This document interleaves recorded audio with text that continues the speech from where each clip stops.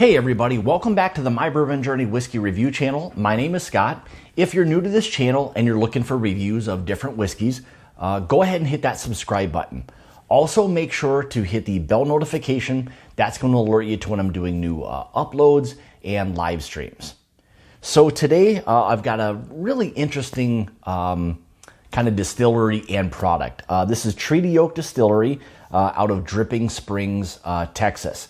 So this is going to be a review of 3 of their different whiskeys, and we'll go through each one of them individually. And in the order that you see up here is how I'm going to taste them. So from left to right is how I'll be tasting these, and I'll kind of give a little bit of a description on each one of these as I kind of get to it. So, all right, let's go ahead and we'll kind of get into the first one. So the first one is going to be the Red-Handed Bourbon.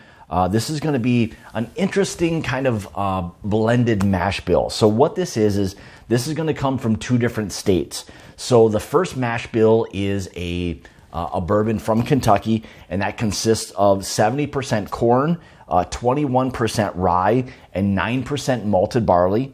The second is out of the state of Virginia, which is 66% corn, 14% rye, and 20% malted barley. So again, this is going to be the red-handed bourbon. This is going to come in at 95 proof or 47.5% ABV. Non-age stated, however, this is a blend of 2-year Kentucky bourbon and a 4-year bourbon from the state of Virginia. MSRP on this is right about that $40 price point. So we'll get into each one, like I said before, individually, but we'll start out with the profile of the red-handed bourbon. So, all right. So as you can see with this, kind of a nice copper, light bronze type of color to that. So, all right, let's get into the nose.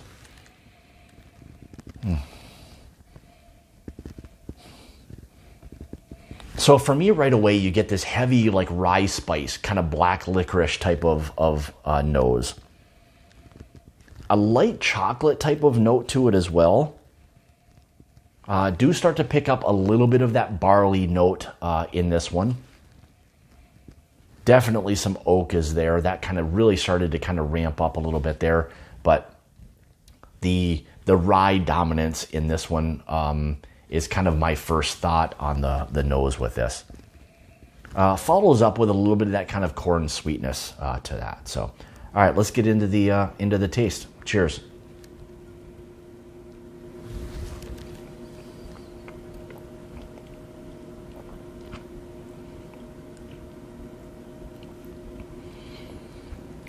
So right away with this one, fairly oak forward.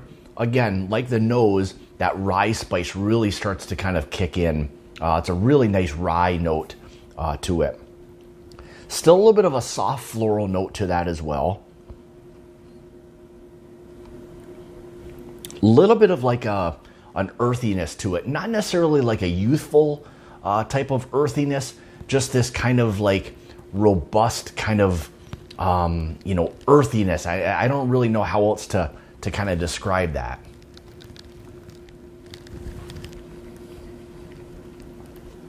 And maybe that's like the black licorice that's kind of coming out like I was getting on the nose with this one. Yeah, there's that bit of like an herbalness to it. That oak really starts to kind of come out in it.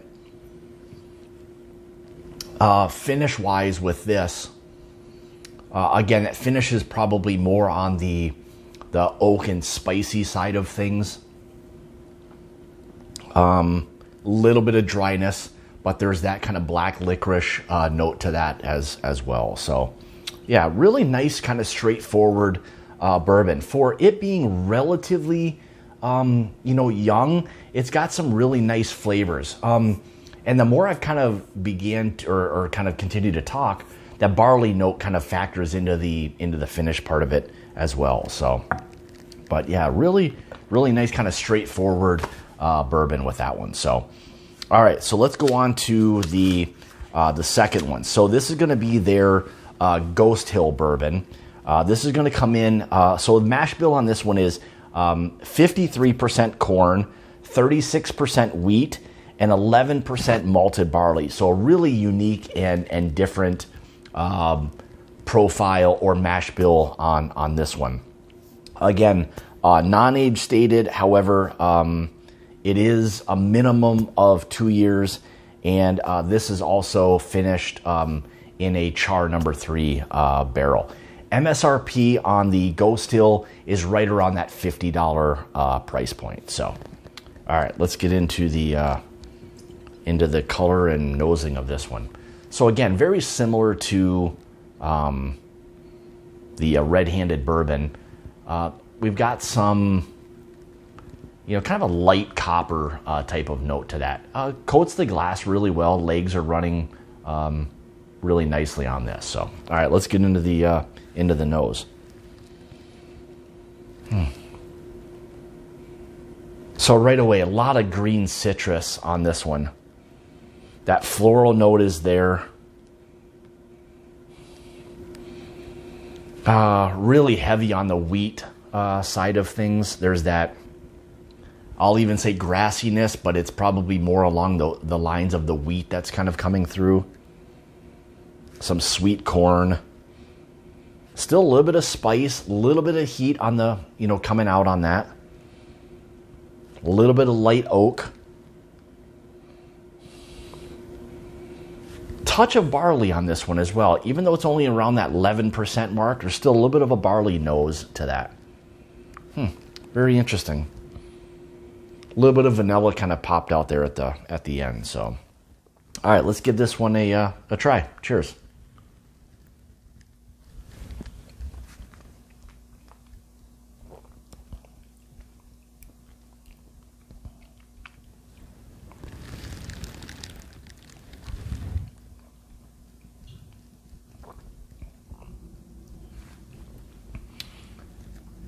So for me with this, initially right away, green citrus, like a green apple, really nice rye spice to that.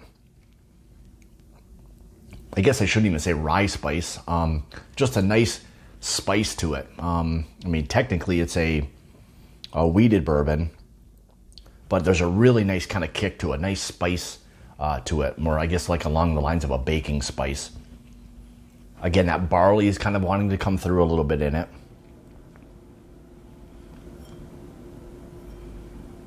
Light oak, some leather, some tobaccos. That spice really lingers on that mid palate that's there.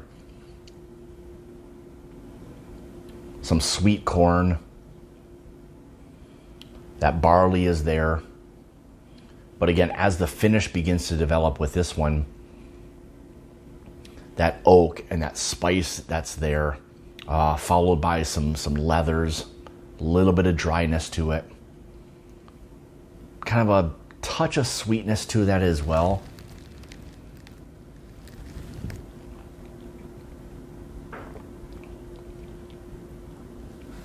Again, that green citrus is present. The barley influence on this one is really wanting to come out along the lines, or in addition to the green citrus notes for me on this one. So finish wise, I would say you're probably on the medium side, again with the citrus, the leather, that nice spiciness to it, some sweet vanilla notes.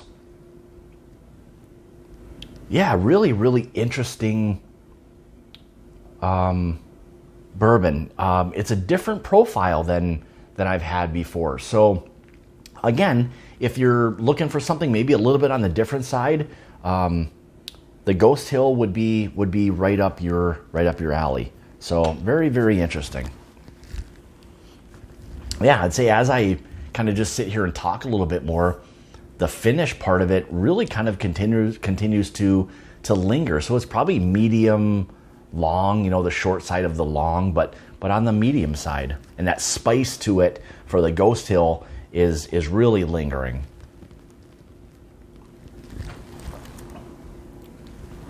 All right, so let's get into the third and final. So this is going to be their rye whiskey. So this is the red-handed rye whiskey, and this comes in at 100 proof or 50% ABV. Age stated as 10 years, so we know that it's a minimum age of 10 years. MSRP for the red-handed rye is right around $65. So very, very interesting on this one. So this one I've been kind of looking forward to getting into. So, all right, let's take a quick peek. So this one probably has the appearance of a very like light or mild honey, or more of like a Chardonnay wine type of appearance to it. So fairly light for the most part. So, all right, let's and I guess let me back up a little bit. The mash bill on this one is 53% rye, 39% corn, and 8% malt. Interesting and different mash bill for a rye whiskey. So, all right, let's get into the nose on this one. Very floral, green, citrusy, apple, pear, light honey note, a little bit of like a spearmint, light dill as well. Yeah, that mint really is starting to come through quite a bit on this. Yeah, really nice nose, but again, it's mint forward, floral, that green citrus,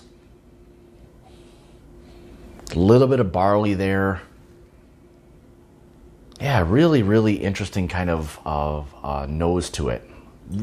Very similar to if I was nosing a Scotch. I get a lot of the same type of notes that I was getting out of this. Very, very interesting. So let's get into the taste. Cheers.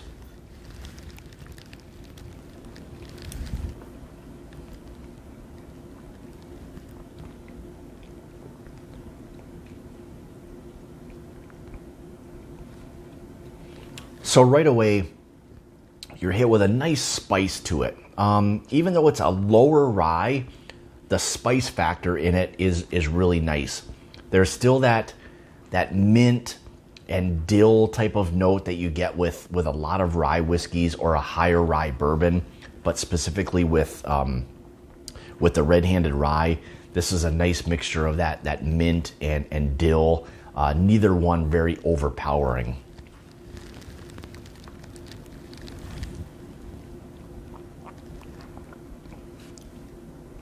Nice floral, light oak. Even a bit of like a white pepper type of note to that. Yeah, it really got very a little bit dry, peppery. Some of the sweetness that's up front starts to kind of dissipate. That moves kind of more into the spiciness, the peppery type of note to it. Again, a little bit on the dry side. Finish as this begins to kind of develop, probably medium, but very peppery. A little bit of mint and dill. Kind of a good combo of those two. A little bit of light vanilla, some floral, but and then even a little bit of that cinnamon starts to kind of pop on this a little bit as the finish develops. Yeah, very, very interesting. Yeah, I think what Treaty Oak has going on with it, again, being Texas whiskeys and aged and a lot of what they're doing there, it's really falling into a very interesting category.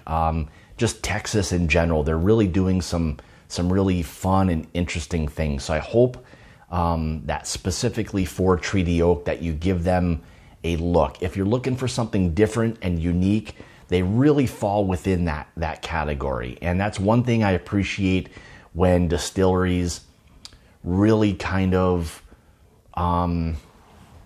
single themselves out with having very interesting and different products. So I think as they kind of age their products and all of that, that that things kind of begin to really develop with Treaty Oak. I think they're doing some really, really interesting things, and it'll be a distillery I'll kind of keep my eye on to watch as things really kind of begin to develop with them. So really, really interesting and different whiskeys, all the way from the red-handed bourbon to the red-handed rye to the Ghost Hill bourbon.